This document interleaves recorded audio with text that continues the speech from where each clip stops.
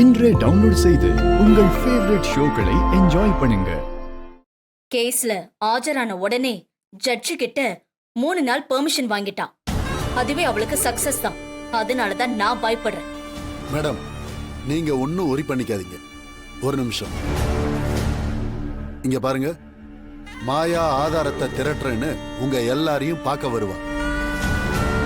ஜெயில இருக்கிற கான்ட்ராக்டர் முத்துவ பார்த்து மாயா அவரை என்ன மாதிரி கேள்வி கேட்பான்னு தெரிஞ்சு அதுக்கு அவர் என்ன மாதிரி பதில் சொல்லணும்னு சொல்லி கொடுத்துட்டு வந்திருக்கேன். அதே மாதிரி உங்க எல்லாருக்கும் நான் சொல்லி கொடுத்துருக்கேன். எல்லாம் ஞாபகம் இருக்குல்ல? நல்லா ஞாபகம் இருக்கு சார். ஞாபகம் இருக்கு சார்.